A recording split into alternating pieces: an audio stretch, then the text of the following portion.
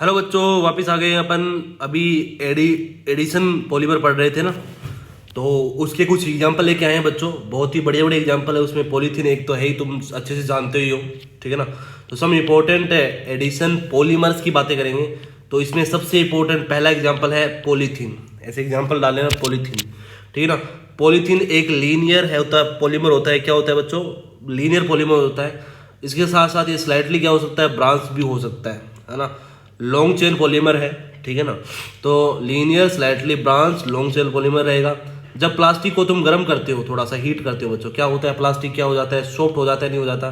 तो क्या होता है, सॉफ्टनिंग ऑन हीटिंग, है ना। अगर जब उसको ठंडा करेंगे तो वो उसका अपोजिट नेचर करेगा, हार्ड हो जाएगा, ठीक है ना। इसका मतलब कह सकते हैं कि प्लास्टिक होता है वो टेम्परेचर पे डिपेंड होता है, मतलब टेम्परेचर के हिसाब से अपनी प्रॉपर्टी बदल लेता है। इसलिए इस प्लास्टिक को बोला जाता है थर्मोप्लास्टिक पॉलीमर। क्या बोला जाता है? थर्मा प्लास्टिक पॉलीमर बोला जाता है, ठीक है ना। तो ये प्लास्टिक की बात आ गई। प्लास्टिक क्या होता है, एक लीनियर और स्लाइटली ब्रांच्ड पॉलीमर रहता है, ठीक है ना। और उसका टेम्परेचर पे इफेक्ट होता है, मतलब टेम्परेचर उसको ऊपर नीचे करेंगे तो वो अपनी प्रॉपर्टी बदल देगा, है ना। इस हिसाब से पॉलीमर होते हैं वो बच्चों। इसलिए पॉलीथीन को बोला जाता है थर्मा प्लास्टिक पॉलीमर भी बोला जाता है। अब बात करते हैं, जो पॉलीथीन होती है वो दो टाइप की होती है। एक होता है लो डेंसिटी पॉलीथीन, एक होता है हाई डेंसिटी पॉलीथीन। तो पहले अपन बात करेंगे लो डेंसिटी पॉलीथीन। डेंसिटी क्या होता है बच्चों? मास अपॉन वॉल्यूम होता है। क्या होता है? Mass upon volume. डेंसिटी लो कब होगी? जब या तो मास कम हो या फिर वॉल्यूम बढ़े। समझ रहे हो बात को? तभी तो डेंसिटी कम कम होगी। तो ऐसे प्लास्टिक में क्या होता है, ये प्लास्टिक देख है ना। ये रहा पॉलीथीन की ब्रांच, मतलब पॉलीथीन होगा जिसमें क्या होगा, ये जो एक चेन है इसमें क्या होगा, इथाइलिन CH2 ऐसे जुड़े रहेंगे। CH2 समझ रहे मेरी बात को? ऐसे CH2 जुड़े हैं, है ना। तो यहाँ पर तो समझ रहे मेरी बात को? एक चेन तो ये रही और दूसरी चेन ये रही, है ना। इन चेन के बीच में ब्रांच है, ये ब्रांच रही, ये ब्रांच रही, ये ब्रांच रही, ठीक है ना। इन ब्रांच की वजह से क्या होगा, देखना बच्चा, ये देखो एक लाइन है, दूसरी लाइन है, तीसरी लाइन है, चौथी लाइन है। इनके बीच में जितनी ज्यादा ब्रांच रहेगी ना बच्चों, ये इन दो लेयर के बीच में डिस्टेंस उतनी कम होगी। देखो जितनी ज़्यादा ब्रांच रहेगी तो ये ब्रांच इसको पास नहीं आने देगी। समझ रहे हो? इन दो लेयर को पास नहीं आने देगी। तो पास नहीं आने देगी तो यहाँ पर इन दोनों के बीच में, इन दोनों लेयर के बीच में क्या रहेगी, डिस्टेंस ज़्यादा रहेगी। इन दोनों लेयर के बीच में डिस्टेंस ज़्यादा रहेगी। तो अच्छे से समझने की कोशिश करना, मैं इतना सा वॉल्यूम काट लूँ, है ना, ठीक है। तो इस वॉल्यूम के अंदर क्या रहने वाले हैं, कितनी लाइनें हैं, 1 2 3 4, 4 लाइनें हैं, ठीक है ना। ये है ब्रांच पॉलीमर, ये है पॉलीथीन का ब्रांच पॉलीमर, ठीक है। इसको लो डेंसिटी पॉलीथीन क्यों बोला जाता है, सुनो अच्छे से। देखो ये ब्रांच की वजह से क्या होंगे, ये इसके बीच की डिस्टेंस, इसके और इसके बीच की डिस्टेंस क्या रहेगी, ज़्यादा रहेगी। इसलिए इस फिक्स वॉल्यूम के अंदर, इस फिक्स वॉल्यूम के अंदर मास क्या है, कम है, ठीक है ना।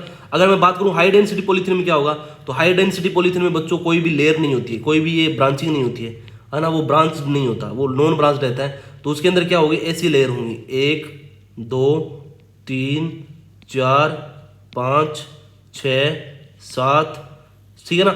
उसी सेम वॉल्यूम के अंदर क्या है, 7 लाइनें हैं। मान के चलो 7 लाइनें मैंने बनाई है। और उसके अंदर देखो ब्रांच के अंदर कितनी हो पाएगी, ब्रांच की वजह, ब्रांच होने की वजह से यहाँ पर क्या होगा, ये दोनों एक दूसरे से, लेयर दोनों एक दूसरे से अलग हो जाएगी। तो यहाँ पर सेम वॉल्यूम के अंदर 1 2 3 4, देखो बच्चों यहाँ पर भी वी वॉल्यूम लिया है मैंने, यहाँ पर भी वी वॉल्यूम लिया है। पर यहाँ पर कितनी लाइनें आई है, 1 2 3 4 लाइनें आई है प्लास्टिक की। पर यहाँ पर 7 आई है। तो कहाँ पर मास ज़्यादा है, नीचे वाली मास ज़्यादा है ना। तो जिसके अंदर सेम वॉल्यूम के अंदर अगर मास ज़्यादा रहेगा तो उसका डेंसिटी हाई डेंसिटी पॉलीथीन कहा जाएगा, है ना। अगर मैं कहूँ ब्रांच जितना ज़्यादा होगा तो इन दो लेयर के बीच में डिस्टेंस उतनी ज़्यादा होगी, है ना। और डिस्टेंस ज़्यादा होने की वजह से सेम वॉल्यूम में, है ना, मास कम आएगा। और सेम वॉल्यूम में मास जब कम आएगा तो डेंसिटी बच्चों कम हो जाएगी। समझिएगा, मास कम आएगा तो मास डिक्रीज हो जाएगा, तो डेंसिटी भी बच्चों डिक्रीज हो जाएगी। तो समझ में आया ना डिक्रीज कैसे होगी। तो वास्तव में याद रखना कि जिसके अंदर ब्रांचिंग जितनी ज्यादा होगी डेंसिटी उतनी ही कम होगी। तो लो डेंसिटी पॉलीथीन होती है वो कितने प्रेशर पे बनेगी, तो प्रेशर याद रखना 1000 से लेके 2000 ATM पे ये बनाई जाती है। कितना टेम्परेचर चाहिए होता है, तो 350 केल्विन से 570 केल्विन तक इसका टेम्परेचर चाहिए होता है। ये कोई नहीं पूछेगा, ठीक है ना। और जब ये पॉलीथीन बनती है तो किसकी जरूरत होती है, प्रोक्साइड की जरूरत होती है एज ए कैटलिस्ट के लिए, ट्रेस अमाउंट में। किसकी अमाउंट में, ट्रेस अमाउंट में। डाई ऑक्सीजन की भी जरूरत पड़ती है, ठीक है ना। और ये जो बनाई जाएगी, इसका जो प्रोडक्ट बनेगा वो फ्री रेडिकल एडिशन प्रोसेस से बनेगा। किससे बनेगा, लो डेंसिटी पॉलीथीन का प्रोडक्ट जो बनता है वो बनेगा फ्री रेडिकल एडिशन प्रोसेस से, ठीक है। टेम्परेचर कितना है 350 से 570 1000 टू 2000 एटीएम प्रेशर तक रहने वाला है। ठीक है। और ये ब्रांच क्या रहने वाली, ये याद रखना, ये पॉइंट सबसे ज्यादा इंपॉर्टेंट है। ठीक है ना, ये क्या रहने वाला है, हाईली ब्रांच रहने वाला है। Low density polythene highly branch, मैंने बोला था ना ब्रांच बढ़ेगी डेंसिटी कम होगी, तो देखो ठीक है डेंसिटी इसकी कम होगी, इसलिए इसको बोला जाता है, इसको लो डेंसिटी पॉलीथीन बोला जाता है। ये केमिकली इनर्ट रहता है ना, ये किसी से रिएक्शन करेगा नहीं, फ्लेक्सिबल रहता है। ठीक है ना, poor conductor of electricity, flexible होता है, केमिकली इनर्ट होता है और पुअर इलेक्ट्रिक कंडक्टिविटी रखेगा, है ना। यूज एज ए इंसुलेशन, है ना, इंसुलेशन की तरह यूज करेंगे इलेक्ट्रिसिटी कैरिंग वायर में। ठीक है ना। दूसरा बात करें मैन्युफैक्चरिंग ऑफ स्क्वीज बोतल, जो बोतल होती है ना पिचकाई जाती है, जैसे सॉस भरने वाली बोतल होती है, जैसे तुमने होटल में खाया होगा, स्क्वीज बोतल होती है, वो भी लो डेंसिटी वाली पॉलीथीन होती है। जितने भी टॉयज होते हैं, जैसे छोटे मोटे टॉयज होते हैं, ये टेम्पो नहीं है, नहीं क्या, ये टॉय है। ठीक है ना। फ्लेक्सिबल पाइप हो गई, ये रहा, तो ये सारे के सारे वास्तव में क्या होते हैं, लो डेंसिटी पॉलीथीन से ही बनते हैं। अब बात करते हैं high density polythene. High density polythene बनाने के लिए देखो यहाँ पर कैटलिस्ट चाहिए था डाइऑक्सीजन और परऑक्साइड, ठीक है ना, पर हाई डेंसिटी पॉलीथीन बनाने के लिए चाहिए जिगलर नाटा कैटलिस्ट, याद रख लेना जिगलर नाटा कैटलिस्ट। जिगलर नाटा कैटलिस्ट किस किस का कॉम्बिनेशन होता है, तो देखो 1 2 3 try ethyl aluminium, try ethyl aluminium plus में टेट्रा क्लोरो टाइटेनियम, तो टाइटेनियम टेट्राक्लोराइड, टाइटेनियम टेट्राक्लोराइड ये और ट्राई इथाइलिन एल्यूमिनियम दोनों के एडिशन से जो बनने वाला कैटलिस्ट है उसको बोला जाता है जिगलर नाटा कैटलिस्ट। और इसका जो टेम्परेचर होता है इतना और प्रेशर होता है इतना, कम प्रेशर, देखो ये कैटलिस्ट बहुत ही ज़्यादा इफेक्टिव होता है, इसलिए यहाँ पर लो डेंसिटी बनाने के लिए अपन को प्रेशर चाहिए बहुत ज़्यादा, हाँ टेम्परेचर चाहिए बहुत ज़्यादा। यहाँ पर टेम्परेचर कम चाहिएगा और प्रेशर भी कम चाहिएगा, क्योंकि कैटलिस्ट बहुत अच्छा है। ठीक है ना, तो जिगलर नाटा कैटलिस्ट बोलेंगे इसको। अच्छा, अब अपन और बढ़ते हैं आगे। ऐसी स्ट्रक्चर रहने वाली है, इसमें ब्रांचिंग होगी नहीं। लो हाई डेंसिटी पॉलीथीन के अंदर कोई ब्रांचिंग है नहीं होगी, मैंने बोला ना लो डेंसिटी के अंदर जितनी ज़्यादा ब्रांचिंग रहेगी उतनी ज़्यादा डेंसिटी कम होगी। यहाँ पर कोई ब्रांचिंग है नहीं, इसका मतलब क्या होने वाली, डेंसिटी बच्चों ज़्यादा होने वाली है। जो ज़्यादातर जो हार्ड प्लास्टिक होती है ना, सॉफ्ट प्लास्टिक, ये जितनी भी प्लास्टिक है वो क्या होती है बच्चों, सॉफ्ट प्लास्टिक होती है। तो सॉफ्ट प्लास्टिक बनाई जाती है लो डेंसिटी से, और जितनी भी हार्ड प्लास्टिक होती है ना वो बनाई जाती है हाई डेंसिटी से। तो देखो ये क्लोजली पैक रहेंगे, है ना, क्लोजली पैक रहेंगे, मतलब इनके बीच की ये डिस्टेंस होगी बहुत ज़्यादा कम होगी। ठीक है ना, तो क्लोजली पैक रहेंगे, लीनियर पॉलीमर है, केमिकली इनर्ट है, बहुत ज़्यादा टफ है और हार्ड है, समझे बात क्या। और इसका मैन्युफैक्चरिंग किस में करा जाएगा, जितने बकेट्स होते हैं उनको बनाने के लिए, डस्टबिन होते हैं उनको बनाने के लिए, और बॉटल्स होते हैं उनको बनाने के लिए, और पाइप होते हैं उनको बनाने के लिए इसका यूज करा जाता है। ये सारे प्लास्टिक हार्ड प्लास्टिक होते हैं, इसका यूज करा जाता है बच्चों, समझ रहे हो ना बात को। हाई डेंसिटी पॉलीथीन का यूज करा जाता है इन सबको बनाने में, समझाए पूरी कहानी। अब अपन ये दो चीजें हो गई, अब बात करने वाले हैं, पहला प्लास्टिक हो गया। देखो अपन क्या पढ़ने वाले हैं, सब इंपॉर्टेंट एडिशनल पॉलीमर पढ़ रहे हैं, जिसमें पॉलीथीन हो गया। पॉलीथीन के बाद में अपन बात करने वाले टेफ्लॉन। टेफ्लॉन वास्तव में होता है पॉलीटेट्राफ्लोरोइथेन, क्या होता है, पॉलीटेट्राफ्लोरोइथेन, टेफ्लॉन। ठीक है ना। अब देखो टेफ्लॉन क्या होता है, CS2, ये तो प्लास्टिक था, पॉलीथीन ये इथीन था, क्या था, इथीन था। इसमें हाइड्रोजन को हटा के सारा फ्लोरीन लगा दो तो CF2, ये होगा अपन को टेट्राफ्लोरो इथेन बोला जाएगा। इसको क्या बोला जाएगा, टेट्राफ्लोरो, 4 फ्लोरीन आ गए तो टेट्राफ्लोरो इथीन बोला जाएगा। इसके अगर N मॉलिक्यूल लूंगा, है ना, प्रेजेंस ऑफ कैटलिस्ट, किसके कौन सा कैटलिस्ट है, पर सल्फेट कैटलिस्ट डालेंगे, है ना, हाई प्रेशर रखेंगे, इसकी वजह से क्या होगा बच्चों, टेफ्लॉन बन जाएगा। ये जो बनने वाला जो है, जो प्लास्टिक होता है ना, प्लास्टिक में जितने भी हाइड्रोजन होते हैं उसमें अगर हाइड्रोजन हटा दिया जाए और फ्लोरीन लगा दी जाए, सारी क्या लगा दी जाए, फ्लोरीन लगा दी जाए, तो बनने वाली स्ट्रक्चर होगी टेफ्लॉन। वो वास्तव में केमिकली इनर्ट रहेगी, रेजिस्टेंस जो क्या होती है, दो क्रोजिव एजेंट होते हैं ना, जो इसको क्या कर सकते हैं, प्लास्टिक को खत्म कर सकते हैं, या फिर इन चीज़ों को खत्म करने वाले, उनके लिए ये रेजिस्टेंट रहती है।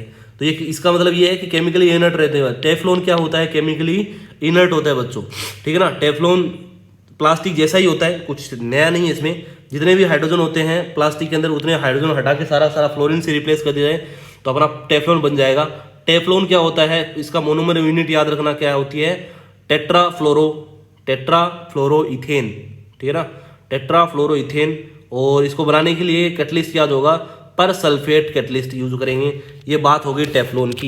अच्छा, टेफ्लॉन का यूज करा जाता है ऑयल सील्स बनाने के लिए, जो जितनी भी ऑयल की सील होती है ना, जैसे कि ये देखो, ये ऑयल सील का एग्जांपल है। दो सील पैकिंग करनी होती है ना, ऑयल की बोतल हो गई या फिर किसी कहीं पर भी ऑयल लीक ना हो, उसके लिए जो सील करी जाती है वो टेफ्लॉन के बने हुए मटेरियल से की जाती है। तो ये रहा ऑयल सील, ठीक है ना। गैसकेट्स होते हैं ना, दो जॉइंट्स होते हैं, दो जॉइंट होते हैं जो ये गाड़ियों में डलता है गैसकेट्स। ये तुमने शायद देखा होगा कहीं ना कहीं गाड़ी मैकेनिक की दुकान पे, है ना। तो इसे बोला जाता है गैसकेट्स भी टेफ्लॉन के बनते हैं, ठीक है ना। जो तुमने नॉन स्टिक सरफेस वाले कोटेड वाले क्या देखे होंगे, यूटेंसिल देखे होंगे ना, यूटेंसिल्स जो ये बर्तन होते हैं, है ना, यूटेंसिल्स देखे होंगे जो नॉन स्टिक टाइप के होते हैं, इसमें खाना चिपकता नहीं है ना। जो यहाँ पर अंदर की तरफ जो लेयर है ना, ये ब्लैक कलर की जो लेयरिंग करी है वो टेफ्लॉन की जाती है।